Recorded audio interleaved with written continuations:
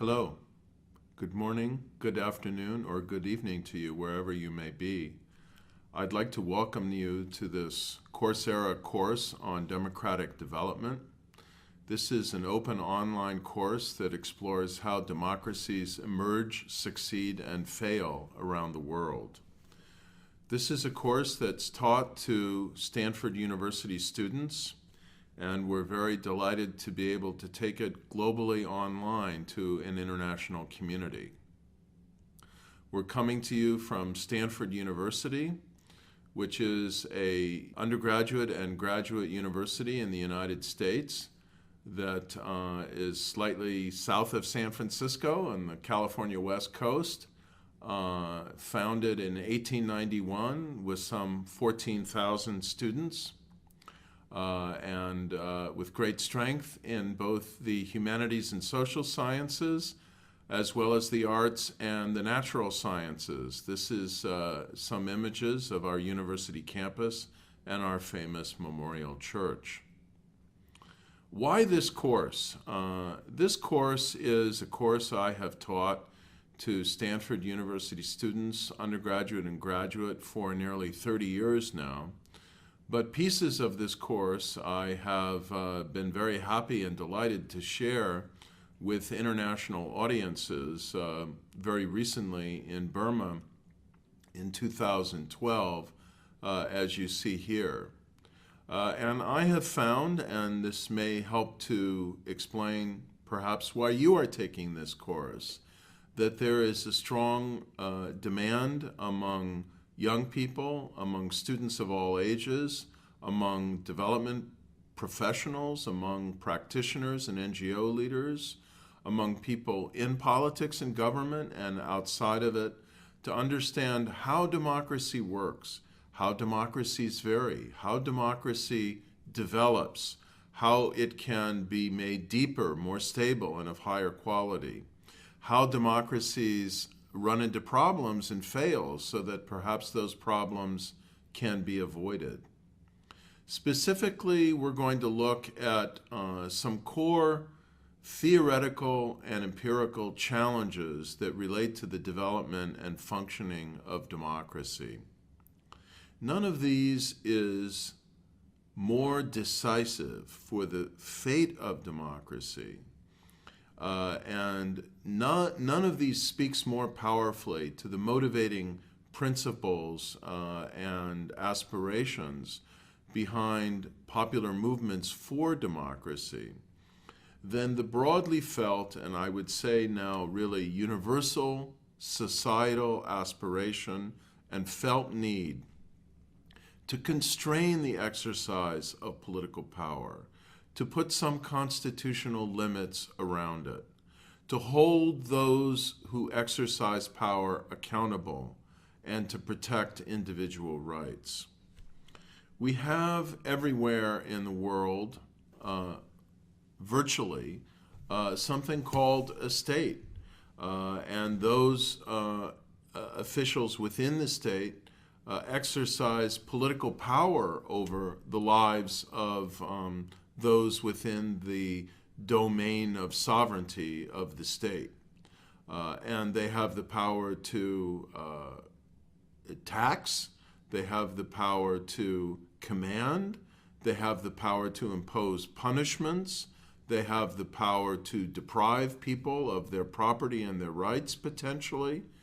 using the power of the state. So how can the potentially enormous power of the state at different levels of state authority be constrained and held accountable? Now, I speak of this problem from American experience. I was born in the United States. I've lived most of my life in the United States, though I've had the privilege of traveling extensively around the world and teaching for a year in Nigeria in the early 1980s, in northern Nigeria, in Kano, researching for a year in the mid-1990s in Taiwan as it was beginning to consolidate its democracy. These experiences have had a very powerful impact on my life and my thinking, as well as the traveling I have done throughout sub-Saharan Africa, Asia, parts of Latin America, and the Middle East, as well as some of the former communist countries. But my interest in democracy emerges from American experience and initially from my young citizenship as an American, watching the rhythm of American democratic politics and the exercise of national power. And of course, one of the earliest questions that can be asked is how the individual who resides in this hallowed place in the American political landscape, our White House, the equivalent of the presidential palace elsewhere in the world, how this individual with so much power can be constrained and held accountable, and what binds him, or hopefully someday her, to the Constitution and the rule of law, and to respect for the law and the rights of individual citizens. To attend an American presidential inaugural, as I did on January 20th of 2009, when Barack Obama was first inaugurated President of the United States, is truly an awesome experience. To see the weight and power of perhaps the most powerful country in the world shifting from one person to another, and in this case, from one party to another. And to see the enormous expectations, deference, aspirations that are invested in a single individual who is being sworn in to a 4-year term in office, which, as most of you know, is renewable only once. To see the trappings of presidential power, the plane, the car, the house, the security detail, the enormous symbolic envelope of prestige, security, and elevated status that surrounds the President of the United States, possibly the most powerful person in the world, and almost certainly the most powerful elected official anywhere in the world. And to know that this individual, this incumbent of this enormously powerful position, is equal under the law to anyone else. And here we stand and look at the White House from the very famous perspective of Lafayette Park, a park that sits directly across the street from the home and working residence of the President of the United States, the location of the epicenter of the executive branch of government. And to know that the immediate foreground you're looking at across the street from the White House is a virtually permanent protest site for any American citizen to set up a placard or a tent and a podium and a petition center and advance whatever protest that they might have, whatever appeal to their fellow Americans they might want to make, however forceful, however irreverent. And this march of freedom, of tolerance, of restraint, of the rule of law is something that makes a very deep impression on us as citizens, and I think on many visitors from around the world, and is not to be taken for granted, is something that is deeply embedded in our institutions and in our constitutional framework and in the framework of democracy as a system of government of limited power in which different branches are able to check and scrutinize one another, in which in the American system, and this is only one kind of democracy, as we will talk about, there are other forms of democracy, parliamentary and more consensual, that evoke the balance of power in different ways. But many political scientists have described the American system of government really not so much as a presidential form of government, but a congressional form of government in which an independent legislative branch has enormous power to determine the budget of the United States and to constrain and monitor the action of not just the president, but all executive branch agencies. And here you see the peak of the third branch of American government, the judicial branch, the home of the Supreme Court of the United States, which has frequently constrained the actions of both the Congress and the President of the United States, and which is the final arbiter of what the law and the Constitution say. And just as one famous dictator once asked, how many divisions does the Pope have? We can ask, how many divisions, how much force can 9 Supreme Court justices mobilize when, after all, they have no army, they have no police, they have no independent coercive power? And yet we have in a democracy the extraordinary phenomenon of this court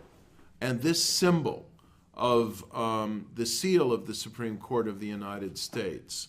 And the rulings of the justices. Here you see the portrait of one of the most powerful Chief Justices of the United States, Earl Warren, the former governor of California, who led for well over a decade a Supreme Court that compelled the integration of the American schools and reinterpreted the Constitution in a way that dramatically expanded civil liberties and protected individual rights, including the now famous and much taken for granted right of individuals to have a lawyer before they are questioned on suspicion of a crime. These are things that the courts have established that were not clearly written down in the law, not ordered by a president, not explicitly mandated by the Congress, that the courts acted upon as an interpretation of the Constitution. To have a political system in which the rulings of the judiciary can be so forward-leaning, and of course it's a matter of controversy as whether the court should have so much power, but so consensually accepted by individuals who might, under other circumstances, mobilize force or resistance against them, speaks not only of the balancing power of different branches of government, but of a set of norms, of values, of expectations that seep deeply into the public consciousness of a society and undergird the stability of democracy. And of course, these norms and institutions are not unique to the United States, but have diffused broadly around the world. I've had the privilege of visiting several dozen emerging and other established democracies around the world, sometimes lecturing, sometimes advising, sometimes having the stimulating and uplifting experience of teaching, and very often simply being what I call a political tourist. Here we see the parliament and the very beautiful Great Hall that was built attached to it of Mongolia, with the statue of the founder of the modern Mongolian state, Genghis Khan, at the center in the distance. How could it be that a small in population country with very little experience in terms of modern democracy and seeming to suffer from what we call in the social science literature the resource curse? How could it be that such a small and vulnerable country, surrounded by two extraordinarily large and powerful authoritarian regimes, could have become a thriving and successful, though not without controversy and conflict, of course, electoral democracy? This is the kind of question that I hope this course can help us understand. Here we see the executive branch home of the South African government, the Union buildings in Pretoria, a symbol of British colonialism. You will find in India buildings that look very similar, built by the British Raj. Why was it that democracy was able to emerge and take root in the 1990s in South Africa on the legacy, very violent and repressive legacy of apartheid? What were the colonial legacies of British colonial rule and other European colonial heritages that left foundations, in some cases deeply hostile, in some cases with important elements of familiarity and kernels of democratic and rule of law consciousness on which to build? I hope the course will help us understand these questions. And most of all, I hope this course will help us to see democracy as a multinational, universal aspiration, an ongoing experiment in which no country has a monopoly of truth and wisdom, and in which every country is constantly striving to improve and must constantly confront challenges to fundamental principles of the quality of democracy that we will soon address in the course, such as equality, rule of law, integrity, transparency, accountability, and justice.